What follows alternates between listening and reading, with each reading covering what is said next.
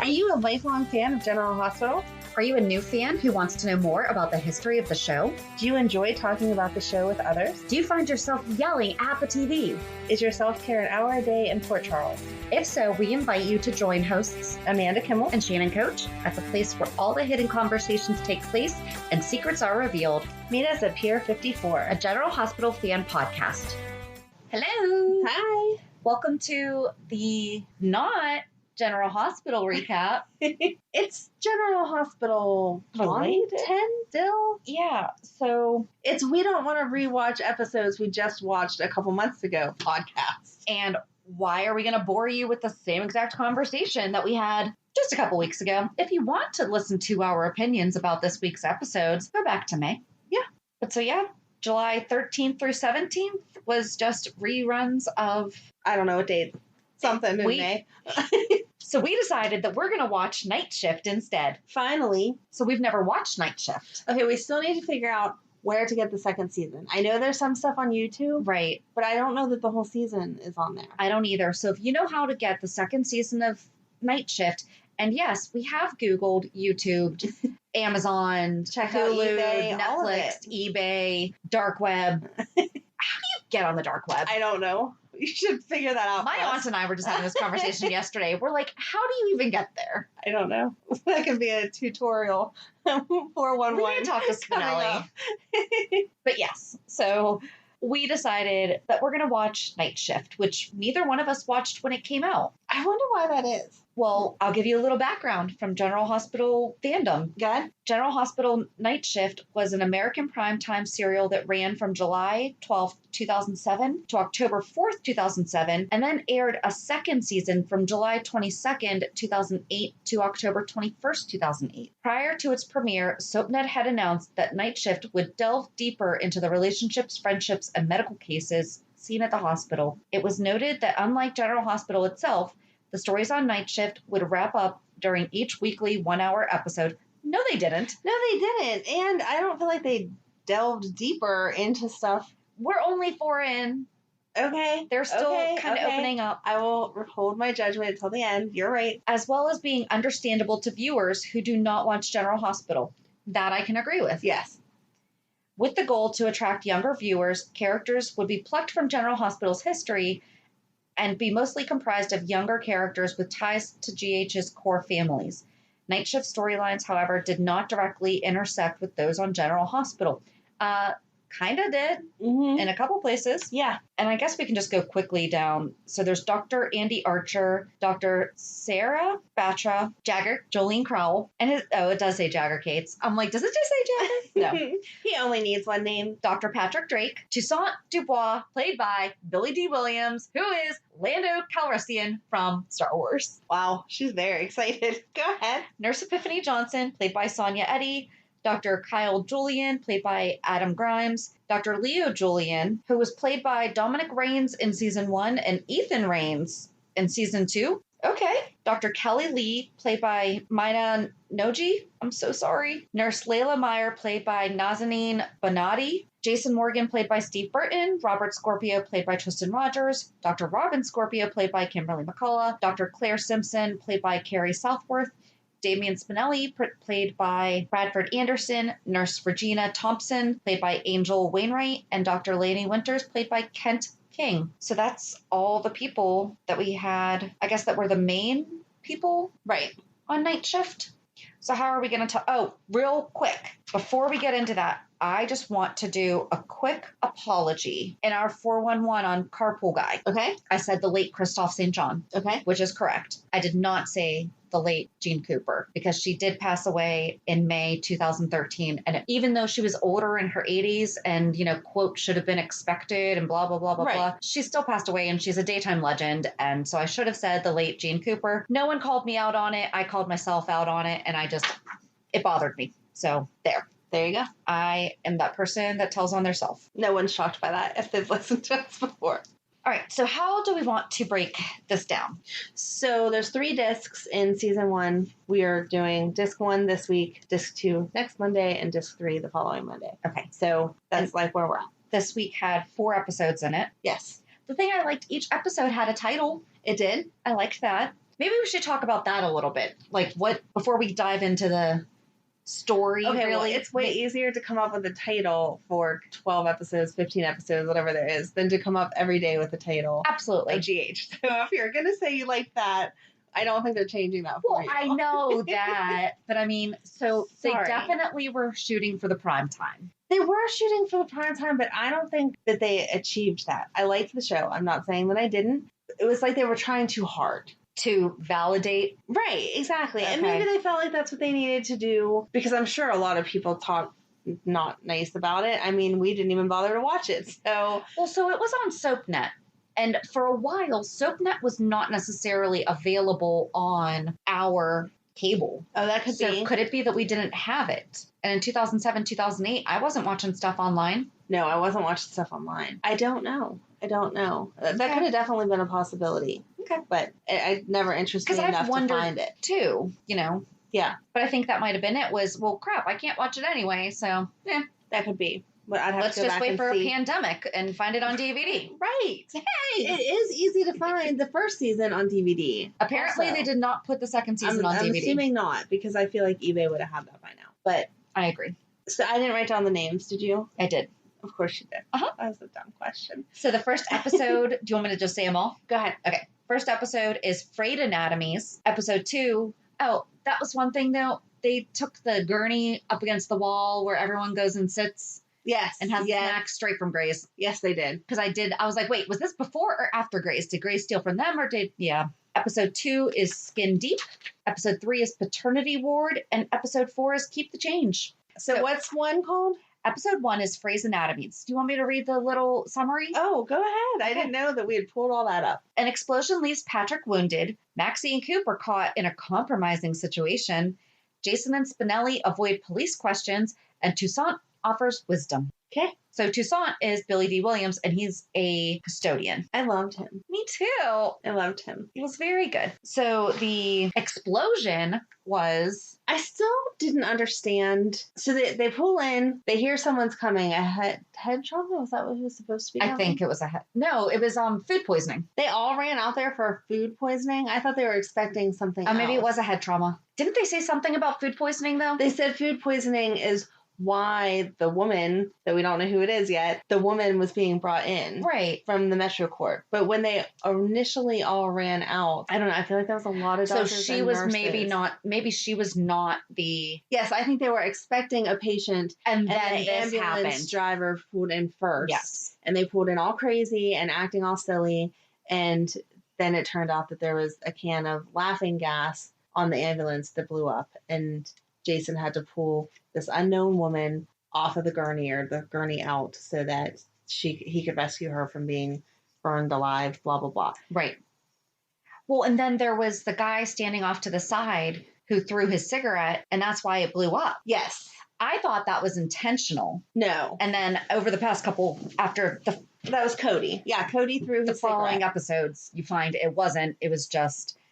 Yeah, that was total accident. He didn't realize. Whatever. And at the same time, the pregnant chick was coming in.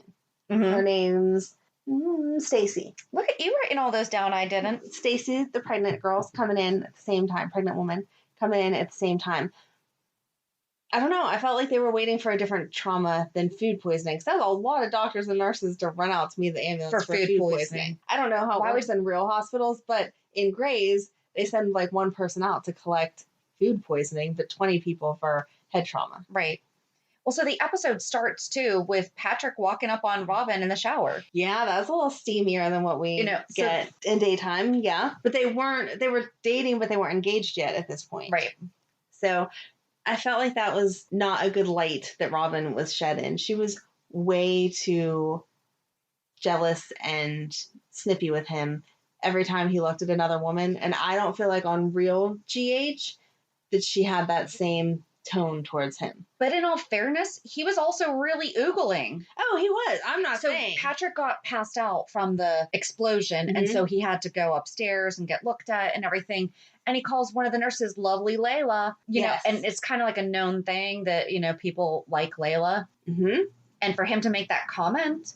Oh, he was totally inappropriate. And then he said, oh, that's the drugs talking. And she called him out and was like, I'm pretty sure they didn't give you anything yet. So absolutely, he was inappropriate. But coming from the General Hospital standpoint, Robin knew he was a player. Mm-hmm. Robin didn't like it, but she always was like, whatever, you're going to make the choice that you make. If you don't think that I'm good enough to be with, then don't be with me. I have nothing to prove here. I've already proven it by being the amazing doctor survivor that I've been and all of that. And in this, she was kind of like whiny, jealous girlfriend. Yeah. It was very unbecoming. I agree. And I actually wrote down Robin's ongoing hypocrisy taking care of Patrick when she knows that the ER is like slamming busy. Yes. And she's like, and she even says later on, I forgot to write down why she said this, I have no integrity. She said that because it was something to do with Patrick. Yeah, she was talking to, oh my gosh, all the names, but I didn't write it down. I can't remember either. But it was, you're exactly right. It was very frustrating to watch because Kelly. She was talking to Kelly. Yeah. Sorry. I knew I had a lot of names right now. Yeah, she was talking to Kelly whenever they go in to change, like at the end of their shift. And she said, I have no integrity because she just yelled at Layla when it wasn't Layla's fault. Right. She was definitely not coming on to Patrick. Patrick was definitely... Right. She put up way more of a wall with anyone that was being flirty and cute with her than she was being professional. Yep. So good job, Layla. Yes. And then, do you want to talk about Stacy? Stacy is a HIV positive patient who is pregnant, and she shows up in like every episode for some reason. My only issue with her was that when she came in, she said she needed to be seen because her knees were bruised from falling, which makes sense, but that she was there for her appointment. They don't do OB appointments during the night shift. I was wondering the same thing. Like, Kelly is there a lot, although I would imagine that they do have an on-call. On-call for emergencies, absolutely. If she was bleeding or contracting or something that she needed to be seen, I'm sure you go to the ER and you're seen. But you do not schedule an OB checkup during the night shift. Right. Unless there's doctors that work in other states that are completely different than anything I've ever experienced, which is obviously a possibility. But to my knowledge, it's Monday through Friday, 8 to 4, and they have every other Tuesday, they're there till 7 o'clock or something. Right. No, you're not going to the doctor at 10 o'clock at night. It was dark outside. You're not going to the doctor for a checkup when it's dark outside. No. And you're not using the ER entrance. That's very true. You only use the ER entrance for an ER visit. So. Oh, and this is what I meant to look up. What was it that so Robin and Patrick were shunned to the night shift because they performed on a patient that did not have insurance. Right.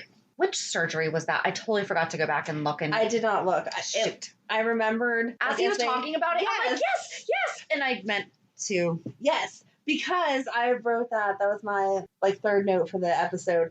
I forgot how much I hated Miss Sneed. As soon as she came on screen, I was like, I hate that woman. She's such a jerk. And the male doctor isn't much better, but he was not as much of a jerk as Miss Sneed is. Yes, thank you.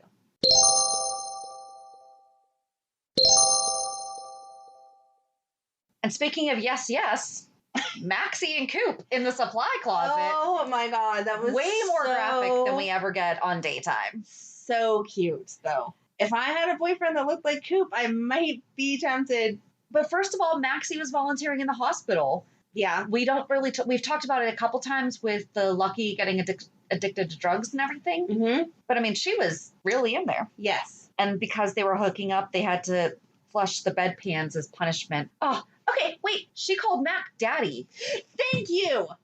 Absolutely. Never. Thank you. Maxie hooking up with Cop Coop and calls Mac Daddy with air quotes around it. And then I have 1,000 question marks after that. Absolutely. It's Uncle Mac 100%. She all the time totally acknowledges that he raised her in a dad-like fashion, but has never called him dad. And certainly would not call him daddy. Not while in that circumstance. No. That was gross. It was very... And she said it in that little kid voice too, like, oh, daddy. No. Yeah, it was not Thank cool. you. I'm so glad you got that too, because I was so angry with that one. And I didn't like how nasty Mac was with Jason about the ambulance explosion. He had nothing to do with it, and he pulled the woman out. Why are you being such a jerk? Right. He definitely came in. And Spinelli was there with a gunshot wound to his foot. If Spinelli would have been bleeding out, okay, sure, let's yell at Jason about what's going on. But you knew what happened in that situation. So I just don't get it. I guess I'm used to him being more respectful now to Jason. Yeah. Because even though he thinks. He never liked him, though. Right. Never liked him. But now that he's so far removed from Robin and he sees that he doesn't just go after people to go after people, Mm-hmm. he does have a line of respect there. I'm not saying he likes him, but he has a line of. And I feel like by the time it was 2007, he was past. And I do understand where he was going, because the last time that Robin had a boyfriend, right, she became HIV positive, exactly. And he's looking out for his niece. You know, he doesn't want her to get into another relationship. And at that time that she was diagnosed, it was a very scary situation. Yes. Not saying that it's not now, but you know what I mean. It was a very... They've come a long way with medications to treat it now. Exactly. Yes. And Jason also had just come out of his head trauma and was just finding out who he was and was just getting started in the mob. So, no, he had justifiable reasons. But now he's a dad and everything. Yeah. Well, that was the other thing. Robin, it's not that episode. It's the, I think it's the third one, as that you said was something paternity parenting. Uh-huh. So we'll get there. Okay. So second one's what? Skin deep. Skin deep. Oh, okay. So they finally identified that the burnt person has the last name Barrett. Yes. They've never said that that's definitely Brenda or anything of that sort yet. And Jason conveniently didn't read her little sign on her. Everyone's missing the sign on the room that says Barrett. Oh, and they almost had an autopsy performed on her because they thought she was dead. And that was freaky. Was it Layla that found her? No, it was... Oh, what is the other girl's name? Regina. Yes. Thank you. You're the one who just figured it out. Why are you saying thank I don't you know. to me? Thank you. That's who we're talking about. So the quick summary is a patient insists on Patrick's inspection. Oh, that was interesting. Jason begins his probation. Mm-hmm. Maxie visits Miss Sneed. Mm-hmm. Epiphany becomes irate. And Dr. Ford believes General Hospital to be cursed. So Patrick had to inspect a woman's breasts because she did not want a woman to inspect them. I don't have much to say about that.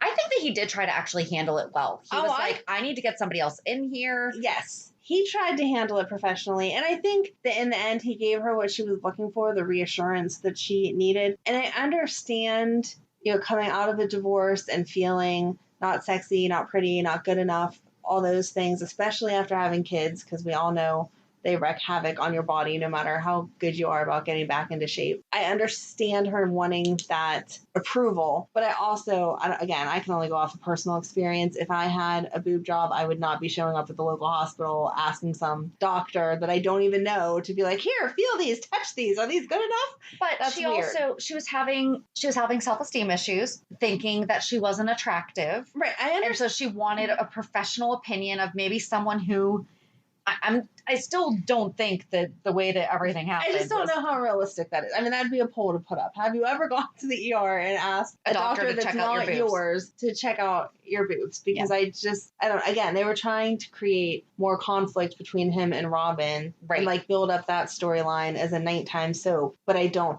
feel like that was a realistic. I don't even think they'd pull that on General Hospital. So why are we trying to do it for nighttime? True.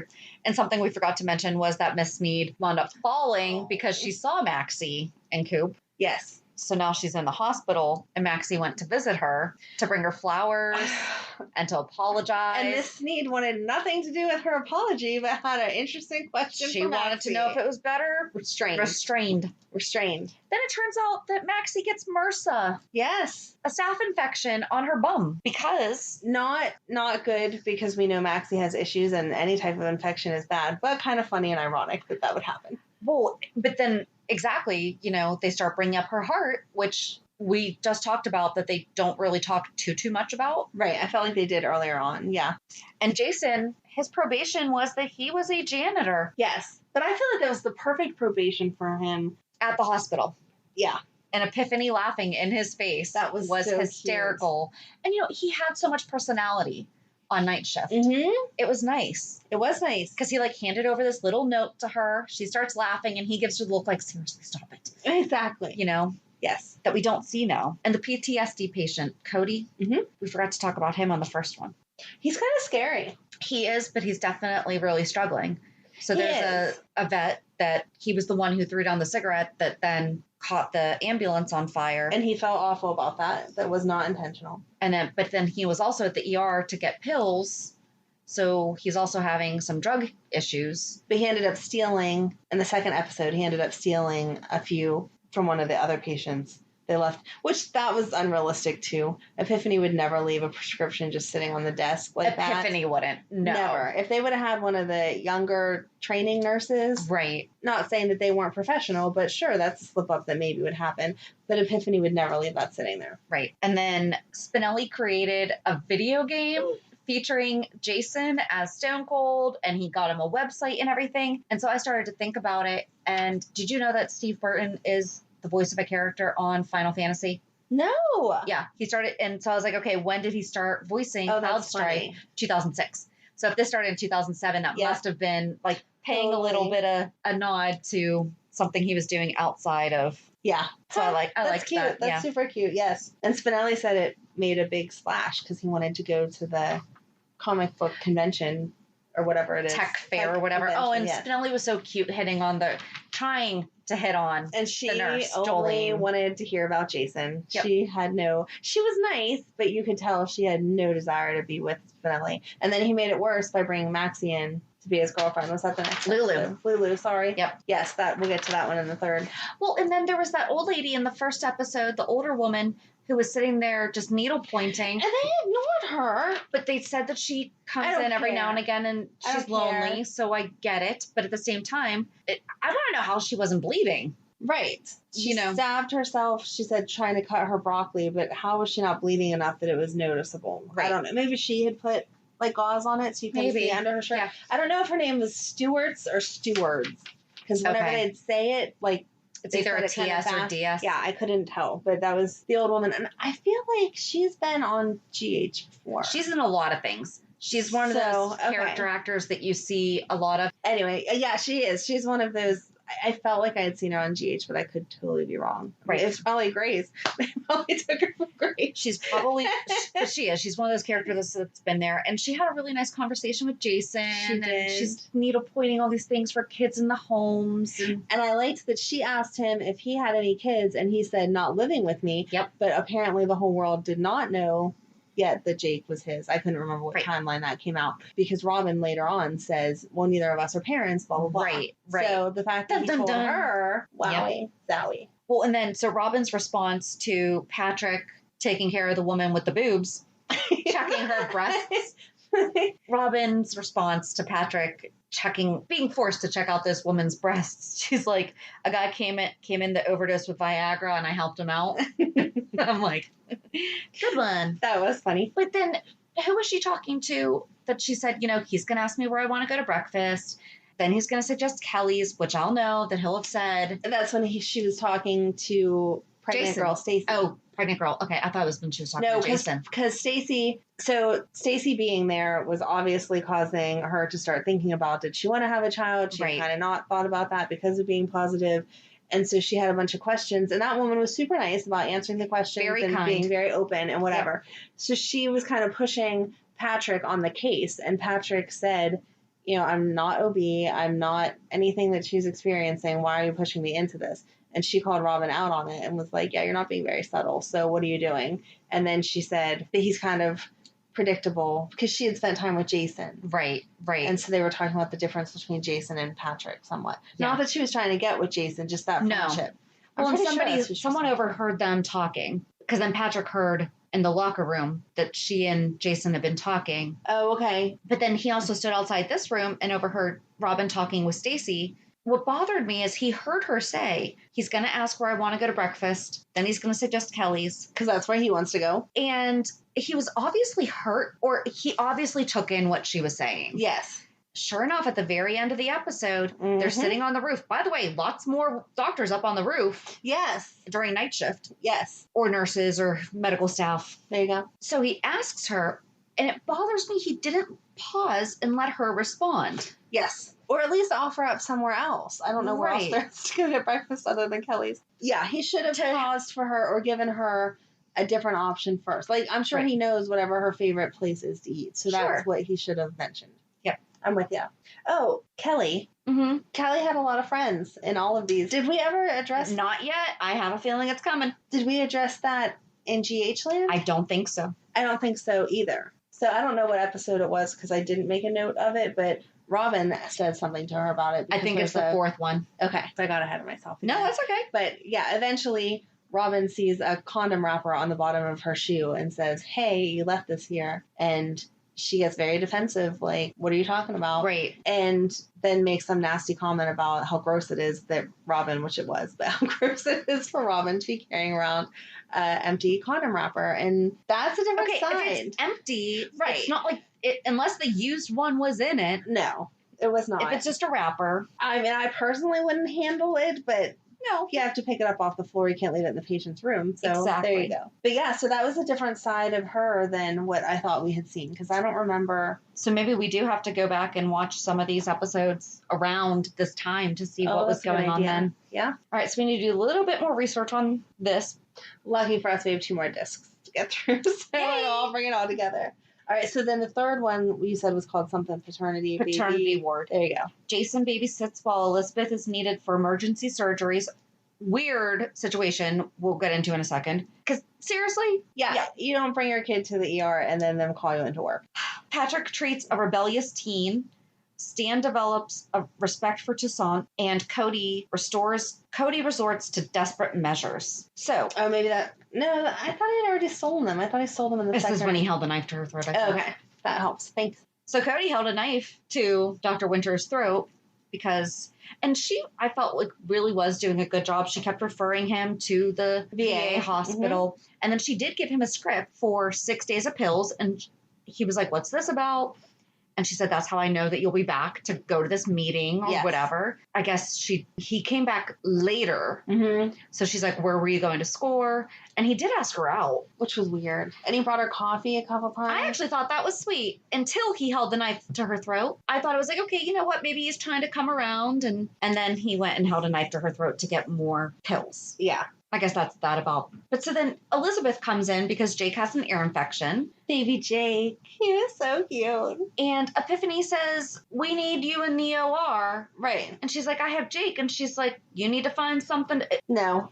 I mean, again, I'm not a nurse, so I don't know how it works. But I assume that you call the 8 people that aren't working right now and say, "Can you please come in?" And take whoever don't says they have on call also? So, like, if Elizabeth wasn't on call... I meant if they had, like, extra, if they needed extra. So there's the nurses there, then there's on call that you just kind of know you're going to have to go in. But if they had a crazy emergency, you know, that they need more staff than that, I figure it's like any other job. We're going to call you in and ask you to come in. If you can't come in because you have children that you can't leave home alone... in the middle of the night. Literally in the ER with one of them, you don't get called into it. Right. Or, I mean, so where's Cam? Right. So let me run Jake to my Grams, and I'll be right back. Exactly. Not, and I know it's Jason, and obviously that's his dad, and blah, blah, blah. But again, that hasn't come out anywhere.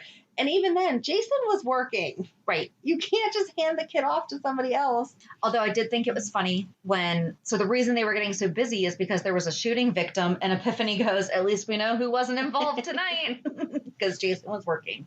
But he was so cute with Jake. He was so cute with And Jake. then Toussaint called him out on spending time with your son. He did. And he took him to see the old woman. What I say her name was? Mrs. Stewart? Yeah. Whatever. And that was sweet. She seemed like a very nice old lady. Yeah. This was the episode that Spinelli had Lulu as his girlfriend. Yes. And so Jolene was like, "Yeah, I'm not going anywhere with you because you have a girlfriend."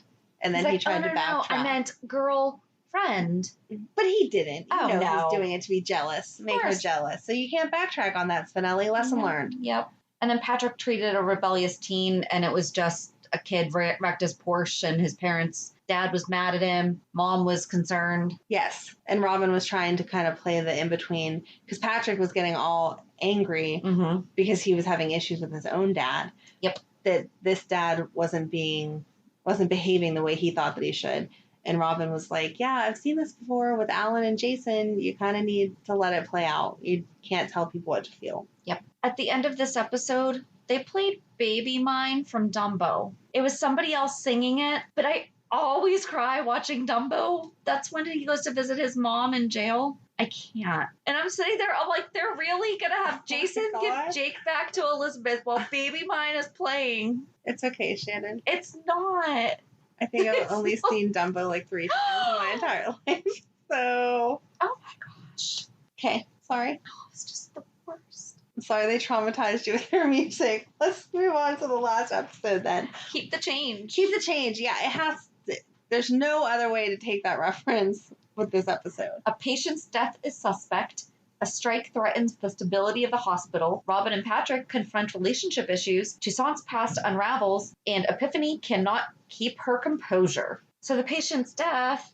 Right, that was poor Mrs. Stewart's, whatever her name is. Yeah. And they injected her IV. I don't even understand. Like, they're trying to call it a compassion killing or however they Mercy say killing. that. There you go. Angel of mercy. Angel of death. But she wasn't that bad. She had pneumonia that she hadn't treated properly because she only had enough money for pain meds or for the antibiotic. Right. She spent her money on the pain meds. The doctor yelled at her, air quote, and then compassionately gave her the free meds that they had and said, make sure you take all of these because you're going to continue being in pain. See, I don't think he yelled at her. I think he was just like, okay, so when you have to make that decision, well, that's choose the antibiotics. It's an air quote yelled at because it wasn't, he was saying it with authority. He's the doctor, listen to me, but not without compassion for the fact that sometimes she you only have really so had much to money. make that. Yeah. Yeah. So, but I don't Layla understand. was the one who went into her room. Layla was the one, but why? I don't know, because I also think, was that this episode or the last one that someone was supposed to be doing the food trays? We didn't even talk about all this. Okay, yes. Okay. Well, that's why they think it's haunted. That's why Dr. Ford was saying it was haunted. But it's cursed. Sorry. But it's because, so some of the charts are getting all messed up. Someone's food got delivered to the wrong person, like that has allergies to the food that was delivered to them. Dr. Julian almost operated and almost did an open heart surgery on someone with a perfectly healthy heart. And one of the doctors, the anesthesiologist, uses his own supply to knock himself out for a short period of time to get a quick rest. Right. Offered it to another doctor, and the other doctor was, quote, under, and someone walked in and bumped up the juice, and the guy never came out of the anesthesia until the anesthesiologist came in and was like, you weren't supposed to put it up to this, and he... Right. And that's... Oh, I think that was episode 4, because I don't think anything happened after that yet.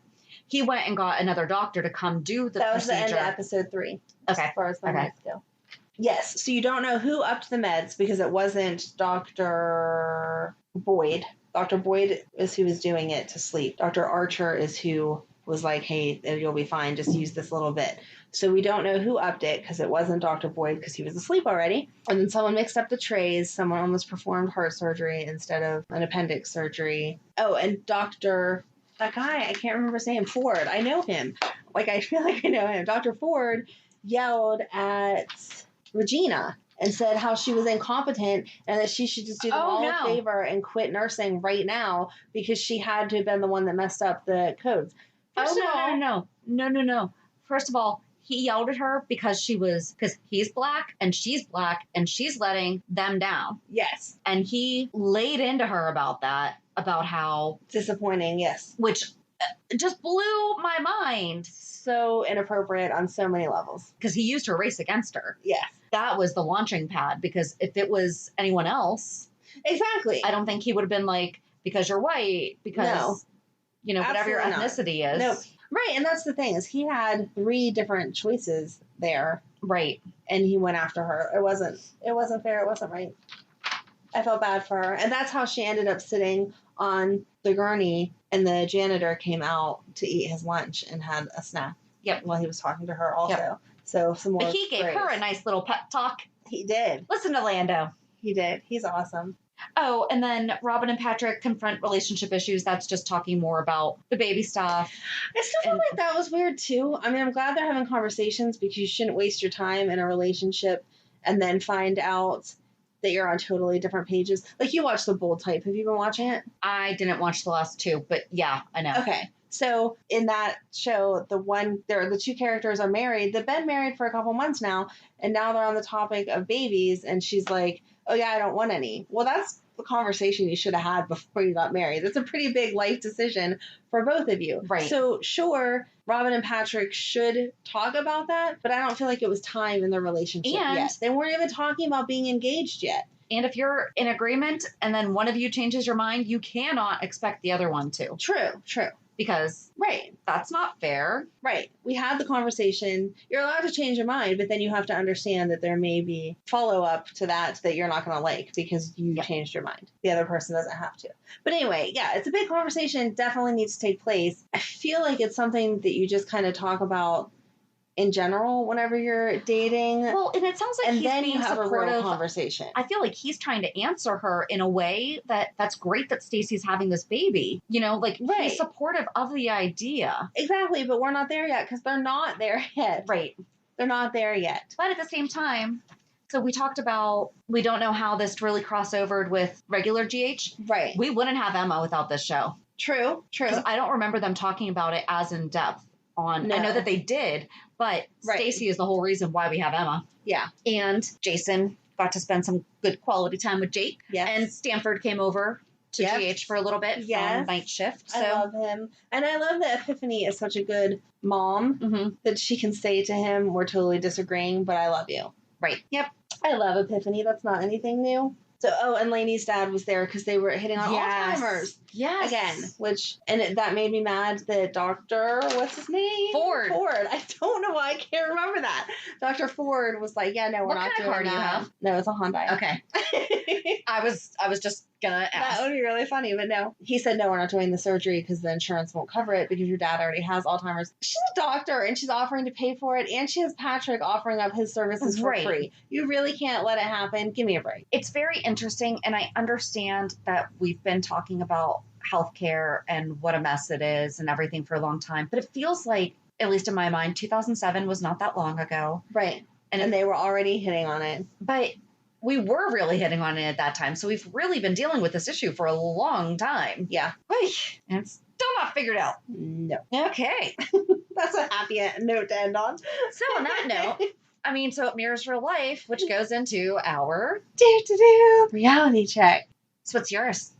Okay, so again, mine is nothing about me because I do nothing and my life is not exciting, but I'm super proud of my son this week because he went out and bought a car, paid cash for it because he is so much better with his money than awesome. I am. Yes, it's a 2013 Volkswagen something with letters that mean something. I don't know. He loves it. It's a hatchback. It goes super fast and he is in love. But he bought it with all his own money that he saved and he worked hard for. And again, it's something I could never do because I'm awful with money. And just to see that smile on his face of accomplishment that he did it without any help from anyone else, and like he found it. That's and awesome. All of that. So super proud mom moment. And besides that, it's really nothing. I'm still stuck in the I don't know what to do about going back to school because our district came down with their decisions and I don't like any of them. So I don't know what I'm doing yet. And the girls have different opinions and I want to listen to them, but I don't want to listen to them because they're not on the same page as I am. And so, yeah, I'm struggling with it as I'm sure most parents are right now. Like I'm more confident about my daughter's school, but just because it is a smaller school, class size is already under 10. Yes. And because the school is already equipped to handle extra needs of the kids. Right. So and I'm sure not that any school is laxing on sanitation and keeping things clean and good, but I'm sure at her school, because there are other kids with other medical issues, that they're even more on top of that already. Right. So to say we're going to increase a little bit is not going to be that much of a hardship for them. And you can have faith that they're going to do it right because, I mean, as far as we've shared, they're fine. I hate saying risk too, but there's less transitioning between classrooms and things like that. Like it's not going to be that big of an issue. So I'm more comfortable about that. I'm with you on, I don't know what to do. I don't either. And same thing, we're having the conversation, we're reading through everything, we're weighing all the pros and cons. It disappoints me, and I know that everyone likes to have their own choices, and I'm not saying that everyone else should have to do whatever, but for me personally, I do trust the higher-ups in most cases, so I wish that they had a concrete plan. This is what we're doing, and that's kind of the end of it. The extra choices have me thrown. We've been given 3 choices. We've been given 100% back to school as normal. Wearing masks all day. going one way down the hall. They are going to be limiting transitions somehow or something. Right. And hand sanitizer. And as long as they can social distance in class, they can take their masks off, but in the hallways. But for the younger kids, it's this. But for the high schoolers, it's this. Or they can stream through a webcam live all day, because every classroom is going to have a webcam, or they can do a 100% through the district cyber school. Right. And I don't like any of those choices. And again, not saying that we shouldn't have choices, because I get that, but I don't like that even between districts, it's so much different. I don't understand why, at least in the state of Pennsylvania, every district has different resources, though. And that's the problem. I guess I understand it. It's ignorant to say, but I still expect. But in my mind, that would be my perfect place, because I know a neighboring district, they've already said they're not going back for at least a month, no matter what. Right. You have no other option but to do the online learning for the next month and then see where we are. Because now that stuff's been opening up, stuff's been shutting back down because there has been an increase in cases, and that scares me. I am surprised that we did not start with hybrid. See? That I am 100% surprised that we did not. Yeah, it's not even a real option. And I know they're trying to do better than what we did at the end of last school year, because that did feel like not enough instruction and education and all that. But all day, I don't know. I can't picture my second grader sitting in front of a computer all day long and seeing her friends there and not being sad that she's not there too. Right. And not being able to understand why we made that decision. But at the same time, I don't know that I'm ready to put her back in school full time. Right. With just a mask. That's scary. So I know. Anyway, not a reality different than everyone else's, I'm sure, but that's where I'm at. Right. So, how about you? We finally used our inflatable kayaks. Yay! I've loved all your pictures and all your adventures. It was fun. It was nice. So we got inflatable kayaks, and I'm still married. I asked for them for Christmas. My husband said no, so I did not get them. And then COVID hit, and I went and bought them, and they just showed up one day. They arrived on a day where he was in a really good mood, though. Oh, so that worked was out handy. very well. I don't think he really would have complained, but he even said to me, like, Wednesday night, when did we go? Wednesday night, he's like, I know I was giving you a hard time about the kayaks. He's like, but I'm really looking forward to going. Aw, and we all had a really good. You looked like you were having fun in all the pictures, and that your kids were and everything. So. Yeah. Oh, it was a rough morning beforehand, though. We had a behavior issue that we were able to work through. So good. That's good. And I almost posted that on the pictures because, I really do like to give a clear picture. I'm not like, hey, here's my filtered life. Yes. But we did wind up having a really good day. So she recovered from it pretty well, and we went on. But that's awesome. And same boat as you. Just don't know what the heck to do. Yeah, I don't know. Every time I talk to someone and they have a good point about either side, I'm like, oh, yeah, that's a really good point. And then I hear someone else and I'm like, oh, yeah, that's a really good point. And I don't know what to do. At the end of the day, we just all have to do what we think is best for our own families. Absolutely. And not judge each other, because everyone's situations are different. Yes. And right. It's a hard choice no matter what you're deciding. Right. So, and just have respect for everyone else, because they're not in the same situation that you are financially and availability wise, and kids' needs are all different. And that's what everybody has to remember, is we're all just doing the best we can. Yeah. And none of us know what we're doing. Right. But we're all doing the best at it. So join us on Thursday as we talk with our July fan of the month. That was Sarah. Such a fun conversation. That was a lot of fun. I really enjoyed it. Seriously, and I think we say this every time because other fans are just so much fun, but we could have done 3 podcasts with her. Absolutely. Talking. And so if you want to be featured as our fan of the month, please go to our website, pier54podcast.com, and fill out the fan of the month submission. We'd love to talk to you. So have a good week. And we'll meet you at the pier. Bye. Bye. If you enjoyed today's show, we invite you to go to pier54podcast.com to subscribe on your favorite platform. Don't forget to leave us a review. And you can also follow us on many social media channels. Just search for Pier 54 Podcast. Also, we are not perfect, so if there is something that we missed or messed up, just let us know by emailing us at pier54podcast@gmail.com.